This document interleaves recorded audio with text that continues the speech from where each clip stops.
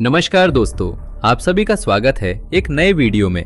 आज मैं असम के प्रसिद्ध मायांग गांव में मौजूद हूं, जिसे पूरे भारत में काले जादू के गांव के रूप में जाना जाता है। लोक कथाओं के अनुसार यहाँ की तांत्रिक परंपरा कामाख्या से भी अधिक प्राचीन है और कहा जाता है कि तांत्रिक साधना और जादू विद्या की शुरुआत यहीं से हुई थी, कामाख्या से भी पहले। आज मैं आपको पूरे मायांग गांव की सैर कराऊंगा। यहाँ कैसे पहुंचा जाए, गांव की वर्तमान स्थिति क्या है, क्या आज भी यहाँ काला जादू होता है, कौन लोग इसे करते हैं और नई पीढ़ी इस परंपरा को किस नज़र से देखती है। इन सभी बातों की पूरी जानकारी आपको इस वीडियो में मिलेगी।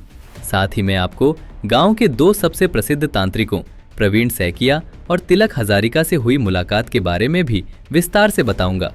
बताया जाता है कि इन दोनों से मिलने के लिए America, Australia, London, Bangladesh, south Africa সব জায়গা থেকে বাংলাদেশের থেকে অনেক আছে। এখন তো বন্ধ আছে, ভিসা বন্ধ। इस समय मैं मायांग पर्वत की तलहटी में खड़ा हूँ, तो वीडियो को अंत तक जरूर देखिएगा क्योंकि आगे बहुत कुछ रहस्यमय और दिलचस्प देखने को मिलेगा। मायांग जाने से पहले मैंने इस गांव के बारे में जितना भी पढ़ा और सुना, उसमें एक बात बार बार दोहराई गई। ये गांव अपनी वास्तविकता से कहीं अधिक अपनी कहानियों के लिए जाना जाता है।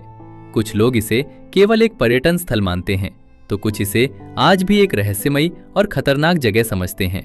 इसी उलझन को सुलझाने के लिए हमने तय किया कि हम खुद वहां जाकर वहां के लोगों से मिलकर अपनी आंखों से सच्चाई देखेंगे। कैमरा, माइक और नोटबुक लेकर हमने अपना सफर शुरू किया, ये जानते हुए कि ये यात्रा हमें केवल एक गांव तक नहीं बल्कि सदियों पुरानी लोक परंपराओं की गहराई तक ले जाएगी। यहाँ का प्राकृतिक वातावरण अत्यंत मनमोहक है। चारों ओर हरियाली, हरे भरे खेत और एक अद्भुत शांति हर तरफ फैली हुई दिखाई देती है।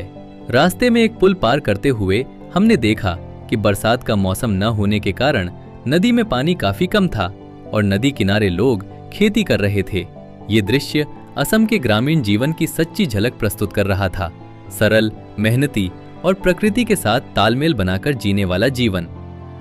मायांग ब्रह्मपुत्र नदी के किनारे बसा एक छोटा सा गांव है।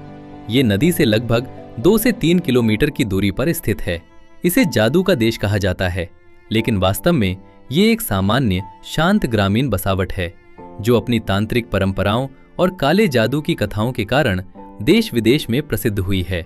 यहाँ के घर, खेत, तालाब और छोटे छोटे बाजार किसी भी सामान्य असमिया गांव जैसे ही दिखते हैं, लेकिन इसके इतिहास और लोक कथाओं ने इसे एक अलग पहचान दे दी है।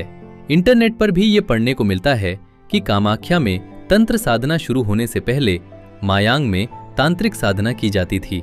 कहा जाता है कि पहले यहाँ लगभग हर घर में किसी न किसी रूप में तंत्र मंत्र का अभ्यास होता था, कहीं छोटी छोटी बीमारियों के उपचार के लिए, कहीं फसल की रक्षा के लिए और कहीं कहीं ऐसी शक्तियों के लिए भी जिनका उद्देश्य किसी को हानि पहुंचाना बताया जाता था।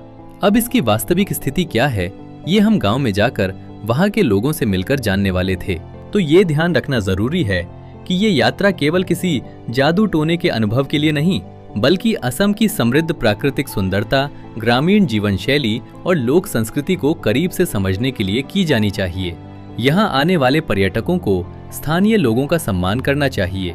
हमारी इस यात्रा ने हमें ये भी सिखाया कि किसी भी जगह के बारे में सुनी सुनाई बातों पर पूरी तरह विश्वास करने से पहले वहां जाकर स्वयं अनुभव करना कितना आवश्यक है।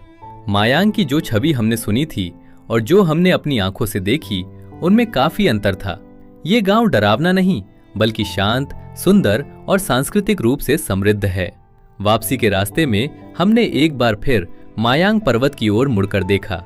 शाम ढलने लगी थी और पहाड़ों पर हल्की सुनहरी धूप फैली हुई थी।